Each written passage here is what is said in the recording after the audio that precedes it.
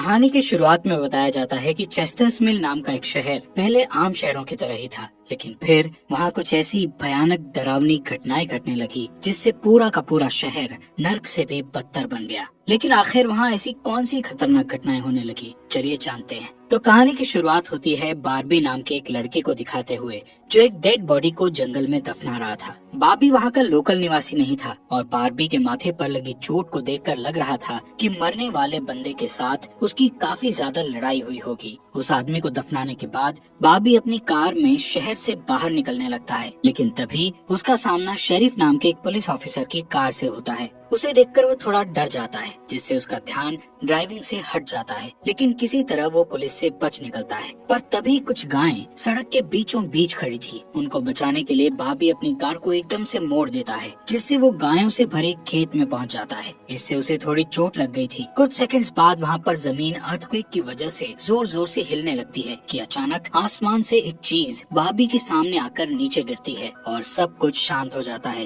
बाबी देखता है कि एक गाय आसमान से गिरने वाली उस चीज से 2 टुकड़ों में कट चुकी थी। वो डरा हुआ उस चीज को छूने लगता है तो उसे पता चलता है कि वो एक इनविजिबल वॉल है जो इतनी शार्प थी कि इसकी वजह से कई घर भी 2 हिस्सों में कट गए थे। तभी वहाँ जॉय नाम का एक लड़का आकर उससे पूछता है कि तुम ठीक हो या नहीं। वो भी उस इनविजिबल दीवार को देखकर शॉक्ड रह जाता है। दूसरी तरफ शेरिफ और लिंडा को खबर मिलती है कि उस पूरे टाउन की पावर सप्लाई कट गई है, फोन लाइंस बंद हो गई हैं और इंटरनेट भी काम नहीं कर रहा है। यहाँ तक कि सारे सैटेलाइट कनेक्शंस भी काम करना बंद कर गए थे। तभी शहर के ऊपर से उड़ रहा एक प्लेन उस इनविजिबल वॉल से टकराकर क्रैश हो जाता है, जिसे देखकर लोग और भी ज्यादा घबरा गए थे। और ये बात कंफर्म हो जाती है कि ये सिर्फ एक इनविजिबल दीवार नहीं बल्कि एक राउंड शेप डोम यानी गुम्बद है जिसने आधे शहर को कवर कर लिया है। वहीं दूसरी साइड हम एक रेडियो स्टेशन पर फिल और उसकी असिस्टेंट डोडी को देखते हैं जो सिग्नल लाने की कोशिश कर रहे थे। वो दोनों थोड़ा कंफ्यूज थे कि अचानक सिग्नल क्यों चला गया। यहाँ पर फिल को लगता है कि ये अच्छा मौका है उनकी रेडियो रेटिंग्स को हाई करने का, इसलिए वो दोनों सिग्नल को ठीक करने में लग जाते हैं। वहीं एक फायर ट्रक डोम की दूसरी तरफ से आ रहा था, जिसे देख बाबी ट्रक वाले को इस इनविजिबल वॉल की तरफ इशारा करता हुआ उसे रुकवाकर क्रैश होने से बचा लेता है। थोड़ी देर बाद वहाँ इन्वेस्टिगेशन करने के लिए कुछ पुलिस वाले आते हैं, पर इस इनविजिबल डोम को समझना उनके बस की बात नहीं थी। उसी समय वहाँ पर एक शहर का काउंसिलमैन जिसका नाम बिग जिम था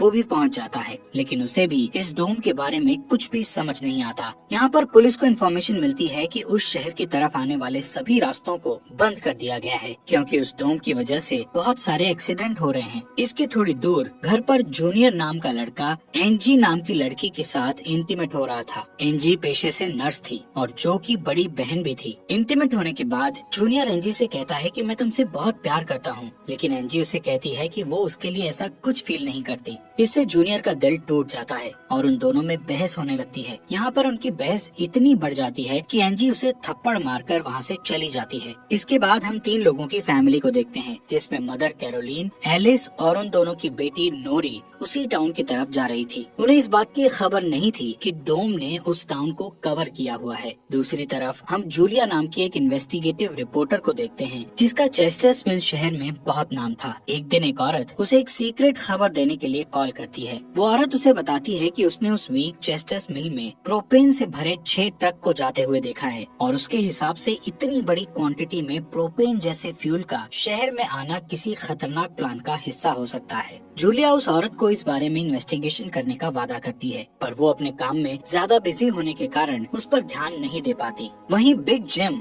रेडियो स्टेशन जाकर इमरजेंसी की अनाउंसमेंट करता है। कैरोलीन जो एलिस और नॉरी के साथ शहर में आ रही थी ये अनाउंसमेंट सुन लेती है, पर उन्हें लगता है कि ये किसी तरह का एडवर्टीजमेंट है, इसलिए वो इस अनाउंसमेंट पर ध्यान नहीं देती और उनकी कार डोम से टकराते टकराते बचती है क्योंकि उससे पहले दूसरी तरफ से आ रहा एक ट्रक डोम से टकराकर क्रैश हो जाता है, जिसे देखकर वो तुरंत अपनी कार की ब्रेक लगा देती है। इतने बड़े इंसिडेंट को देखकर नौरी के दौरे पड़ने लगते हैं, जिससे वो बेहोश हो जाती है, लेकिन बेहोश होने से पहले वो किसी पिंक स्टार के बारे में कहती है। अब यहाँ से नौरी को जल्दी से हॉस्पिटल में ले जाया जाता है, जो कि टाउन में होने वाली घटनाओं से घायल हुए लोगों से भरा पड़ा था। वहीं जूलिया और बार्बी घायल हुए लोगों को हॉस्पिटल ला रहे थे। इसी हॉस्पिटल में जूलिया का हस्बैंड भी डॉक्टर था। वो उससे मिलने जाती है, लेकिन उस वक्त उसका हस्बैंड हॉस्पिटल में नहीं था। हॉस्पिटल में जूलिया को पता चलता है कि उसका हस्बैंड संडे को कभी काम नहीं करता था, पर वो जूलिया को हमेशा झूठ बोलता आ रहा था। हॉस्पिटल के बाहर हम बॉबी और एंजी को मिलते हुए देखते हैं।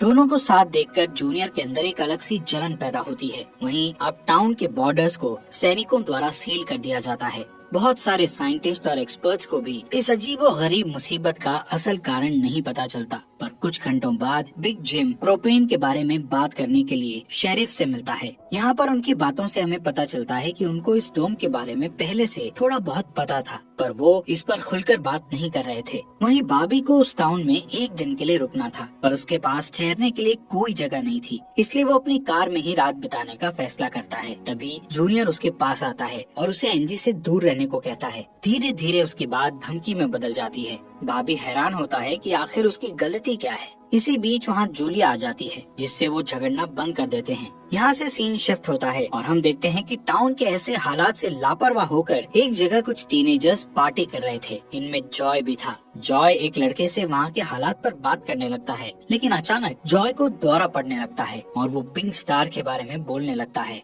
जैसे कि पहले नॉरी ने बोला था। वहीं जॉय की बहन एंजी घर पर अकेली होती है। तभी अचानक उसके घर में जूनियर घुसकर उसको किडनैप करके अपने फादर के टूटे फूटे शेल्टर में ले जाता है। यहाँ पर वो उसे बताता है कि मुझे पता है शहर को कवर किए इस डोम के बारे में। यहाँ पर एंजी को उससे ये भी पता चलता है कि बिग जिम ही जूनियर का फादर है। जूनियर एंजी को ये भी बताता है कि उसके फादर अपनी फैमिली की सुरक्षा को लेकर हमेशा चिंतित रहते थे, इसलिए उन्होंने फैमिली के लिए ये शेल्टर बनाया था। वहीं दूसरी साइड जूलिया बॉबी को अपने घर में ठहरने के लिए लाती है। तभी अचानक बॉबी की नजर उसके हस्बैंड की फोटो पर पड़ती है और उसे रियलाइज होता है कि ये वही आदमी है जिसे उसने सुबह मारा था। दूसरी तरफ लिंडा और शेरिफ सभी व्हीकल्स पर नजर रख रहे थे ताकि कोई भी गलती से इस डोम से न टकरा जाए। तभी अचानक शेरिफ को अटैक आ जाता है और वो वहीं पर मर जाता है। अब यहाँ से हमें सुबह की घटना फ्लैशबैक में दिखाई जाती है, जहाँ बॉबी टाउन में जूलिया के हस्बैंड जो डॉक्टर थे उनसे मिलने आया था। वो उनसे कुछ पेमेंट की बात करता है, पर डॉक्टर उसे पेमेंट देने से इनकार कर देता है, जिस वजह से उन दोनों में झगड़ा हो जाता है और एक्सीडेंटली बॉबी उसे गोली मार देता है। बॉबी जानता था कि भले ही उसने उसे गलती से मारा है, पर उसे इसकी सजा मिलेगी और इससे बचने के लिए उसने उसकी बॉडी को जंगल में दफना दिया। वहीं प्रेजेंट में सुबह उठकर बारबी देखता है कि उसके गले की चेन गायब है, तो वो जूलिया से इसके बारे में पूछता है। जूलिया उससे कहती है कि वो उसकी चेन को ढूंढकर उसे दे देगी, पर तभी बॉबी को याद आता है कि वो चेन उस केबिन में ही गिर गया था जहाँ उसने उसके पति को मारा था। उधर जॉय अपने फ्रेंड बेन के साथ था, जिसने पिछली रात सीजर के वक्त उसकी मदद की थी। बेन जॉय से पिंक स्टार के बारे में पूछता है, जो उसने रात को दौरा पड़ते वक्त कहा था, लेकिन जॉय को उसके बारे में कुछ भी याद नहीं आ रहा था। वहीं रेडियो स्टेशन में डोडी एक स्पेशल डिवाइस की मदद से डोम के बाहर वाले लोगों से कांटेक्ट करने में सक्सेसफुल हो जाती है। वो सोल्जर्स को आपस में बात करते हुए सुन सकती थी, पर वो उनसे कुछ नहीं कहती। वहाँ सोल्जर्स भी कंफ्यूज थे कि आखिर ये इनविजिबल वॉल क्या है। दूसरी तरफ बिग जिम रेस्टोरेंट में बैठा ब्रेकफास्ट कर रहा होता है कि लिंडा वहाँ आकर उसे शेरिफ के मरने की खबर सुनाती है, जिससे वो लोग तुरंत बंकर में डेड बॉडीज को दफनाने वाले के पास जाते हैं, जिसका नाम लेस्टर था। उधर एंजी शेल्टर में किसी को मदद के लिए बुलाने की पूरी कोशिश करती है, पर वो कामयाब नहीं होती। तभी जॉय वहाँ आता है और उसे चेन के जरिए बेड से बांध देता है। वहीं बिग जिम लेस्टर को अपने साथ लेकर आता है, जो कि शेरिफ का ही दोस्त था। शेरिफ की मौत से वो बहुत दुखी और परेशान हो जाता है। जब लिंडा उनके आसपास नहीं होती, तब वो और बिग जिम पिछले महीने होने वाले प्रोपेन के इंपोर्ट के बारे में बात करते हैं कि प्रोपेन के इंपोर्ट में उन तीनों का ही हाथ था और उन्होंने टाउन वालों से ये बात छुपाई थी। शेरिफ के मौत से ये कंफर्म हो गया था कि वो उनकी इन्वॉल्वमेंट के बारे में किसी को कुछ नहीं बता पाएगा, जो कि उनके लिए अच्छी खबर भी थी। उसी दिन बाद में लिंडा पुलिस स्टेशन आती है तो देखती है कि बिग जिम शेरिफ के ऑफिस में कुछ ढूंढ रहा है। लिंडा के पूछने पर जिम उसे कहता है कि वो वहाँ शेरिफ की वसीयत के पेपर्स ढूंढ रहा है, लेकिन असल में वो वहाँ प्रोपेन के इंपोर्ट से जुड़े पेपर्स को ढूंढने आया था, जो उसे और लेस्टर को परेशानी में डाल सकते थे। वो तुरंत बाहर आकर शेरिफ को बताता है कि मुझे लगता है वो पेपर शेरिफ के घर में होंगे, जिन्हें लाने के लिए वो लेस्टर को तुरंत उसके घर भेजता है। इसी बीच जूलिया जल्दी से रेडियो स्टेशन पर डोडी के पास जाती है, जहां वो देखती है कि वो लोग डिवाइस के जरिए डोम के बाहर खड़े सैनिकों की बातचीत सुन सकते हैं। उनकी बात सुनने पर जूलिया को पता चलता है कि वो लोग जमीन खोदकर डोम को बाहर निकालने की कोशिश कर रहे हैं, पर वो इस काम में कामयाब नहीं हो पा रहे हैं। इसके बाद जूलिया रेडियो के जरिए पूरे टाउन में डोम वाली खबर को फैला देती है, जिससे लोगों में डर पैदा हो जाता है और लोग घबरा जाते हैं। वहीं जॉय और बेन बॉर्डर के पास साइंटिस्ट को अपना काम करते हुए देखते हैं। साइंटिस्ट ये देखते हैं कि डोम के ऊपर पानी का क्या असर होता है, पर उन्हें ज्यादा कुछ समझ नहीं आ रहा था, जिससे वो किसी नतीजे पर नहीं पहुंच पाते। वहीं जॉय देखता है कि ये डोम एक छलनी की तरह है। वो बेन से बताता है कि इस डोम में से बिल्कुल मामूली सा पानी आर पार जा सकता है। दूसरी ओर बारबी अपनी चेन ढूंढने जूलिया के हस्बैंड डॉक्टर के केबिन में जाता है। वहाँ उसे उसका चेन मिल जाता है, पर तभी जूनियर वहाँ आकर उसे देख लेता है। जूनियर उससे पूछता है कि क्या तुम एनजी के साथ सोए थे। यहाँ पर बारबी को लगता है कि शायद उसने उसे चेन ढूंढते हुए देख लिया है और इसीलिए वो जूनियर को ऐसे ही वहाँ से जाने नहीं दे सकता था। इसलिए वो जूनियर को बहुत बुरी तरह से पीटने लगता है। वहीं हम देखते हैं कि लेस्टर शेरिफ के घर पहुंचकर प्रोपेन इंपोर्ट के पेपर्स को ढूंढने लगता है। कुछ टाइम बाद उसे वो पेपर्स ड्रॉवर में मिल जाते हैं, तभी वो उन्हें जला देता है। जब वो वहाँ से जाने लगता है तो उसका पैर लगने से पेपर्स की आग घर के पर्दों पर लग जाती है, जिससे आग की लपटें पूरे घर में फैल जाती हैं और पूरा घर जलने लगता है, जिसे देखकर जल्दी ही बहुत सारे लोग जमा हो जाते हैं और आग बुझाने की कोशिश करते हैं, पर फायर ट्रक के बिना आग बुझाना नामुमकिन था। अगर वो लोग घर को जलने देते तो डोम के अंदर का टेम्परेचर बहुत बढ़ जाता, जिससे लोगों की जानें भी जा सकती थी। इसलिए सब मिलकर आग बुझाने में लग जाते हैं। बाबी लोगों को आग बुझाने में लीड करता है। तभी लिंडा को घर के अंदर से लेस्टर की चीखने की आवाजें सुनाई देती है। वो अंदर जाकर उसे घसीट कर बाहर निकाल लाती है और इलाज के लिए डॉक्टर के पास भेज देती है। यहाँ पर लोगों को आग बुझाने में 1 घंटे के बाद भी कामयाबी नहीं मिलती, उल्टा आग और भड़क जाती है। आखिर में जिम लोडर लेकर आता है और घर को गिरा देता है। तब कहीं जाकर आग शांत होती है। इसके बाद सारे थके हुए लोग इकट्ठा होते हैं। उनमें से पॉल नाम का एक पुलिस वाला फ्रस्ट्रेट होकर कहता है कि हम सभी लोग इस डोम से कभी भी बाहर नहीं निकल पाएंगे, क्योंकि ये डोम आग से जो धुआं निकला है उसे बाहर नहीं निकलने दे रहा।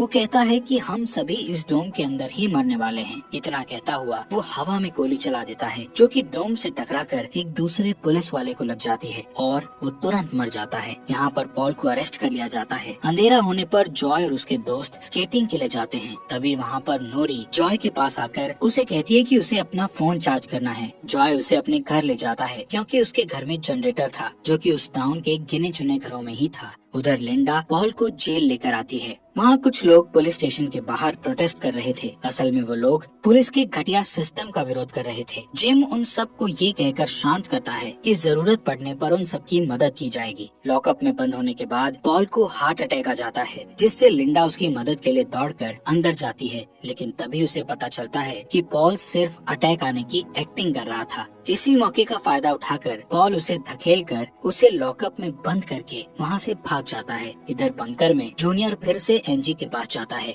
एनजी समझ चुकी थी कि अगर उसे यहाँ से निकलना है तो उसे जूनियर को झूठे जाल में फंसाना पड़ेगा, इसीलिए वो उससे अपने बचपन की यादें साझा करती है, जब वो दोनों एक बंद टनल में जाया करते थे, और कहती है कि हो सकता है डोम का टनल पर कोई असर नहीं हुआ हो, तो वो लोग बाहर जा सकते हैं। यहाँ पर एनजी सोचती है कि अब वो उसके प्यार के जाल में फंस गया है, तो शायद वो उसे छोड़ दे, लेकिन ऐसा कुछ नहीं होता। जूनियर अकेले ही उस टनल में जाने का प्लान बनाता है। वहीं जिम जब पुलिस स्टेशन में आता है तो पॉल की जगह लिंडा को लॉकअप में बंद देखता है। वो तुरंत उसे लॉकअप से बाहर निकालता है। उन्हें पता चलता है कि पॉल अपने साथ एक राइफल और कुछ गोलियां लेकर गया है। लिंडा तुरंत उसकी तलाश में जंगल की ओर निकल जाती है, क्योंकि उसे पता था कि पॉल अक्सर शिकार करने जंगल की तरफ जाया करता था। वहीं जिम पॉल को पकड़ने के लिए एक टीम तैयार करता है। उधर रेस्टोरेंट में बैठी कैरोलीन को नौरी की फिक्र हो रही थी, क्योंकि वो पिछली रात अपनी दोनों मदर्स को बिना बताए जॉय के घर रुक गई थी। वहीं जिम लोगों से पॉल को तलाश करने के लिए उसकी टीम ज्वाइन करने को कहता है। वो बाबी से भी उनके साथ चलने को कहता है, क्योंकि वो आग बुझाने में अच्छा लीडर साबित हुआ था। इसके बाद वो लोग जंगल में जाने लगते हैं। रास्ते में बारबी अपनी खूबियां दिखाता हुआ उनसे कहता है कि वो मिलिट्री में भी रह चुका है। वहीं दूसरी ओर जूलिया जूनियर को टनल की तरफ जाते हुए देखती है। वो उसे रोककर पूछती है कि वो बैग पैक करके कहाँ जा रहा है, लेकिन जूनियर बहुत जल्दी में था